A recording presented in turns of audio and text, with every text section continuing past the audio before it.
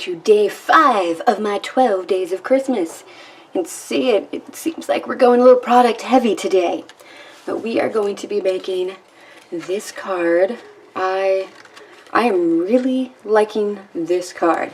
It does take a little bit of extra work, so it's not quite as easy to mass produce, but it's not horrible either. I'm going to put this aside for now. So here are the things that we're going to need. We are using the Christmas Magic stamp set. We're going to use the Frosty Snowman and sending a little Christmas magic your way. Then we are also going to use one of the decorative masks. This is the candy cane one. Now I've done a video about these masks already and I was struggling with this one. And the sponge brayers, therein lies the secret. So you're also going to need one of the sponge brayers too. You can see this one is kind of stained. That's okay. It's stained. There's no red ink on this anymore. I washed it. So you can reuse them multiple times. So you don't feel like, you know, you're not getting everything that you think you should. Right, you're also going to need the petite petals punch. I just think this is a good punch to have in general.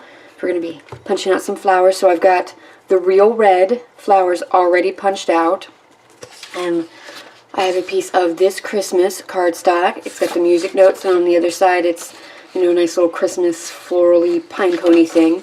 But we're going to use the music notes side up. I love old like sheet music sort of thing, so that was like, yes! Alright, we are going to need Clear Wink of Stella, Real Red, Old Olive, and a blender pen. Now the Stampin' Up markers, in the holiday catalog you can get the Real Red and Crumb Cake duo and the Pumpkin Pie and Old Olive duo. So you don't have to buy like the whole set, you can just buy those two sets and have what you need.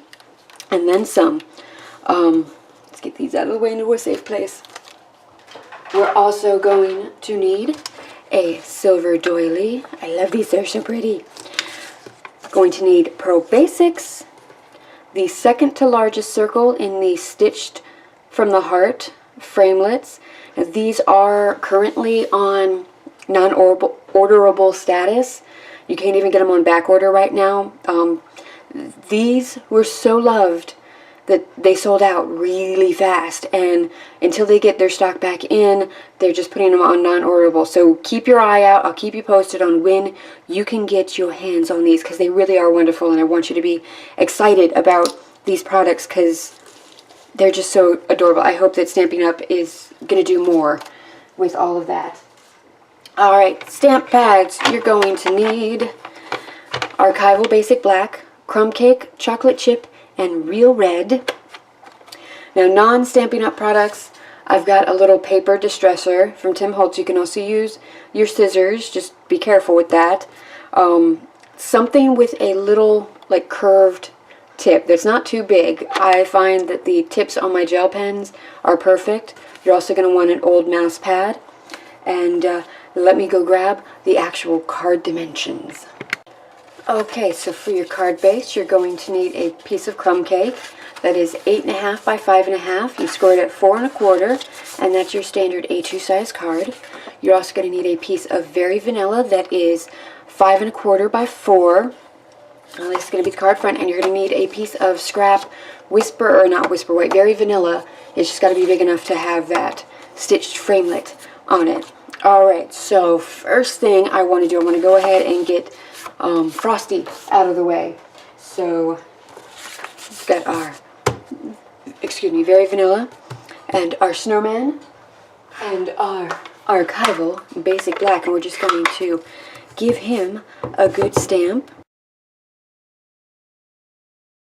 And there we go. There is our Snowman. Alright, keep the Basic Black kind of close. We're going to need it again. And we're going to cut that out. Okay, so while I have you here, I'm going to show you a little trick that I've been using. Alright, so the precision base plate is wonderful when you're cutting your intricate dies. It really helps you to get a nice clean cut. But it's a little bit bigger than your cutting plate, so I find I can use the magnetic base plate with the precision plate, and they are stuck on together. Be careful when you're putting them together, you know, don't get your fingers or anything caught because it's going to hurt. But this just kind of helps it from being too crazy and wobbly and everything as you're putting it through your machine. And then you just need to add, you know, the paper and your die and only one cutting plate, because this, the precision base plate works as your bottom cutting plate. So that's kind of nice. Now I'm going to take this apart so that I can actually, there we go, do the cutting that we're going to do today. Oh, alright, got the magnetic base plate, a cutting plate. I'm going to have to replace my cutting plates soon. They have been very well loved. Here we go, we got our framelit, our top cutting plate, and we run that through. Something else I've noticed when I'm using the magnetic and the precision plate together is it's a tighter fit. So it's going to take a little bit more effort to get it through. But it's well worth the results. And you're not going to break the machine. It's meant to take stuff like that to a certain extent. Alright, so there we have our Frosty with our little stitching around it. Oh, it's adorable! Okay, let me get this stuff out of the way and we'll continue on. Alright, so while we've got our Frosty out, let's go ahead and get him colored up. So I've got an acrylic block and I'm just going to scribble some color onto the acrylic block, and I'm going to use my blender pen to pick this up. Now, I like using the blender pen because you can really start to kind of shade. You can get, you know, lighter or darker colors depending. You can get more of that watercolor vibe going. Alright, I'm going to scribble some off because I don't want it quite as dark on the mittens. I want to have them have some shade. So you see how it's able to get just a little bit of that shading going on just by removing some of the ink from the blender pen. Alright, got some nice strong berries going there. Alright, now we're going to use Old Olive to color in the mistletoe leaves. Alright, you can leave them like that, but I grabbed my pumpkin pie and I colored his nose. So since the Old Olive and pumpkin pie come in a duo, you know, until the holiday catalog is unorderable, which is coming up, but then we have the occasions catalog, which is more of the, you know, the Valentine's Day and, you know, stuff like that. It's the spring and summer holidays, so it's really fun and it's exciting. It's exciting to get new products in. Alright, so what else I did was take my Wink of Stella. Just going to color in Frosty's face and his body. Give it a nice shimmer. And then color in some of the snow underneath of him. Let's see, did I do the rest? Alright, did the mittens and a little bit on the hat.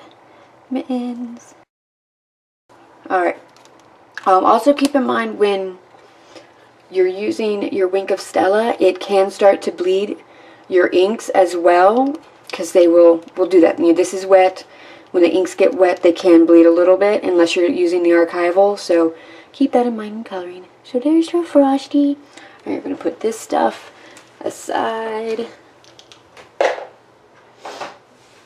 Alright, next thing I'm going to do is take my crumb cake and the coordinating sponge. Now, I get the Stampin' sponges and I just cut them up in wedges. Then I take a piece of Whisper White and I write the name with the coordinating Stampin' Right marker and I staple them on. So, and then I have them in, it's like a tackle bead box. And so far, that's working for me. So I am just inking up the edges of Frosty just to give him a little bit of extra color, some dimension, a little bit of distressing.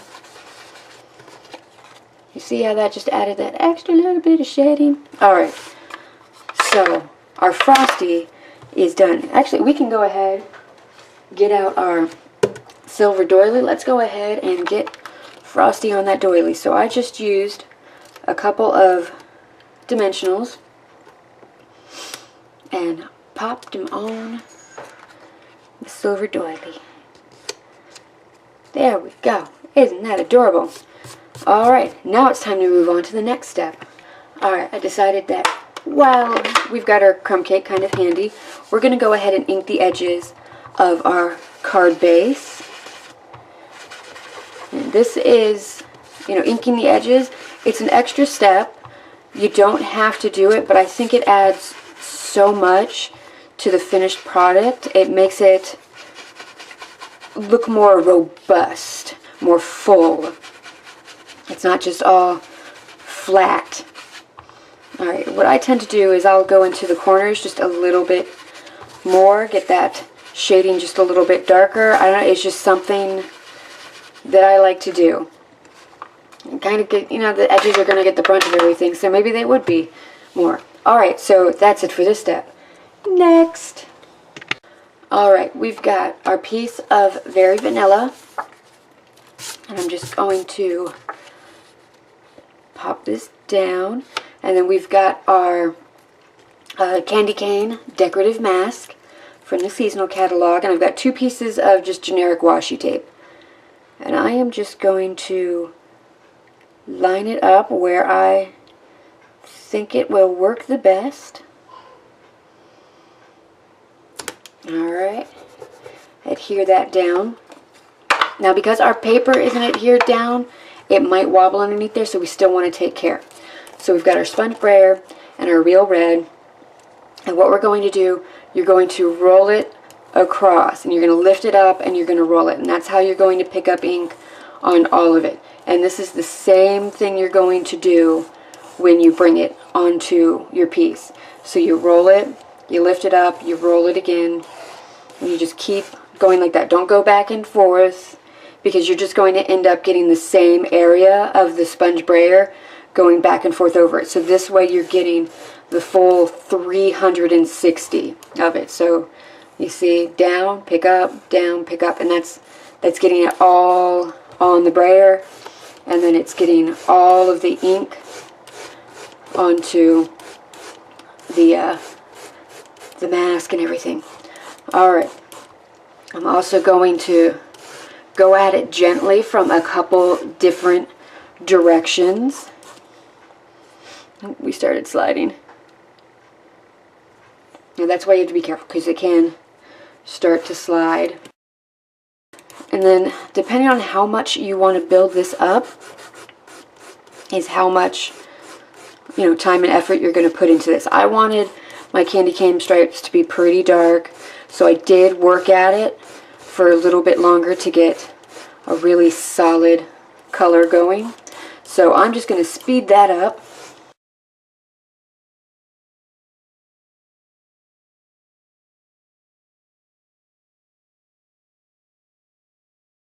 Okay, so I am happy with how it is. Now I'm going to set aside the sponge brayer and the decorative mask, because I'm going to take them to a sink and use just soap and water to clean them and then let them air dry.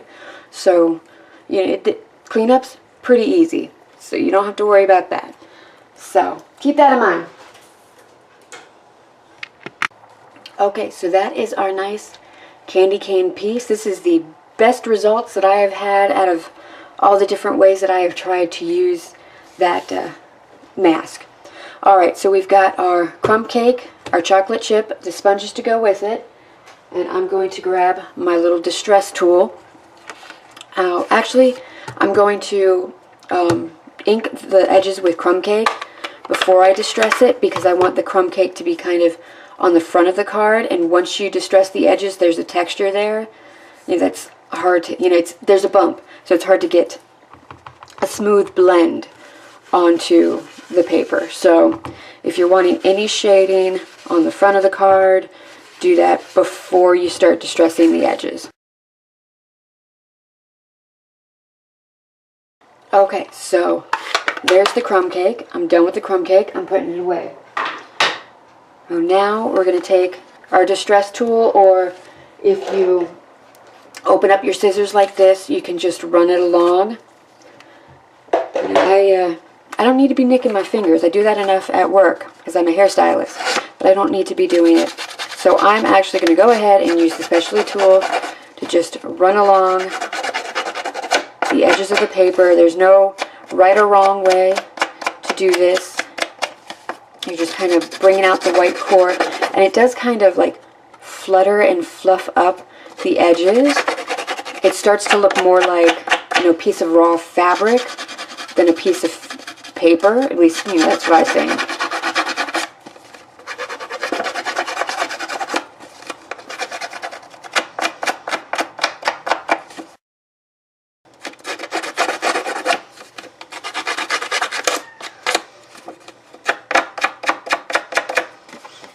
Alright, so there is our roughed up edges, and this does create a little bit of paper fluff, so be aware that there's going to be a little cleanup involved, you know, a little sweeping or vacuuming or whatever it is that you're going to have to do. Alright, now I've got the chocolate chip.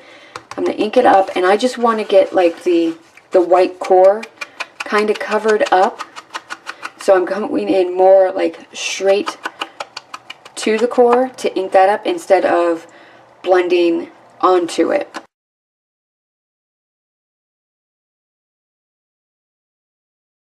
Okay, so there is our little edged piece. Now with whatever's left, I'm going to darken the corners because, you know, that's what I do. It's not going to make a huge difference, but I don't want it to be too dark. I don't want it to be like, hey, there's like black in the corner.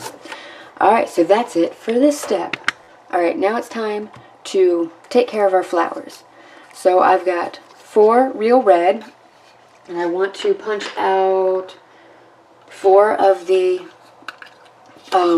ones from the This Christmas cardstock.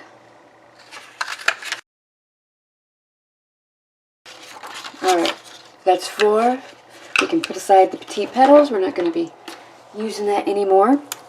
So the first thing I want to do is ink the edges with crumb cake.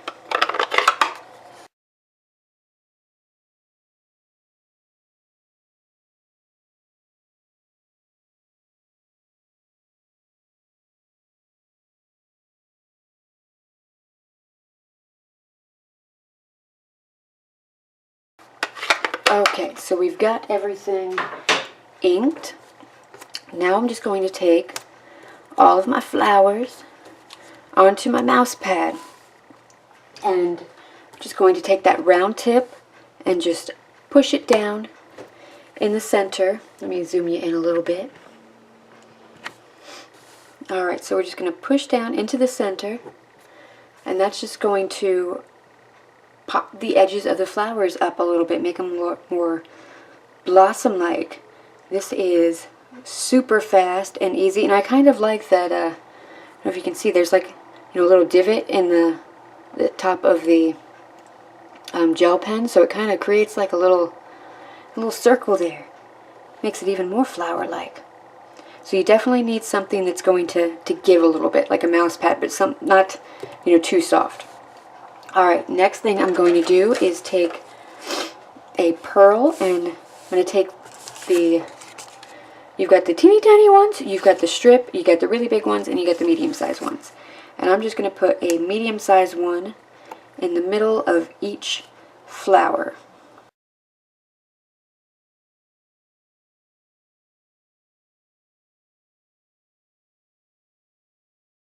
Alright, so that's all the pearls in the center. So we're done with the flowers. Time to bring back the candy cane. Alright, so we've got the candy cane. I'm going to have my snowman over here for placement because we've got to stamp our sentiment, and we're going to use the basic black archival, and I want it to be right about so. So I'm going to make sure I've got it right side up and ink it up. Then I'm just going to go straight down, put even pressure. I'm not rocking it because I don't want to risk any of the edges getting onto the paper, and pulling up, and there we go. We've got a nice crisp sentiment. There we are. Now it's time to put everything together. Okay, so here we have everything. First thing first, let's get our candy cane card front onto our card base. Just using some snail adhesive. I'm going to center that up and pop it on. Next, let's get our snowman on. So a couple more dimensionals. And then we are going to place him on. Now for the flowers, you can use glue dots or you can use the liquid glue.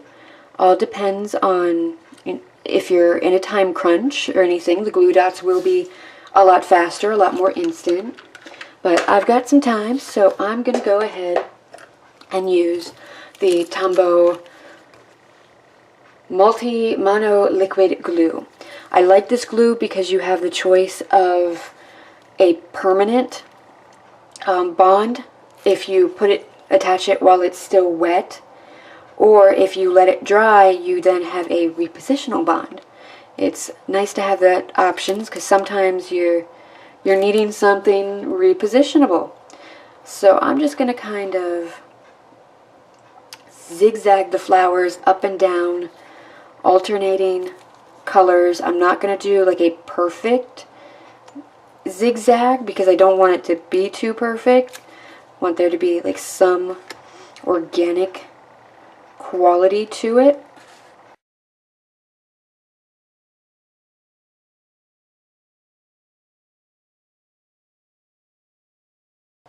Alright, well there we go. Close up this, otherwise I'll forget, and then I'm going to have a big mess of goop, dry goop. Alright, so these are the cards, and that's it for today. See, it's not too hard. You could mass produce it if you did it in steps. If you did a whole bunch of the flowers one day, if you did a whole bunch of the backgrounds, the snowman and everything, each step is simple in of itself. And you don't have to use this background. You can use designer series paper and you could get a similar effect. But that's it for today's card. Thank you so much for watching. If you liked what you saw, please remember to like and subscribe. If you're already a subscriber, welcome back. Great to see you here again. If you have questions, want to see a specific Stampin' Up product demo, or are interested in hosting a virtual party, feel free to contact me or leave a comment. You can contact me through my website. PDFs of all current Stampin' Up catalogs can be found on my website, but if you want your own paper copy that you can hold in your hand and mark up and dog ear and just go to town on, then all you have to do is place an order with me and I will send them to you for free. That's it for today. Until next time, happy crafting and happy holidays!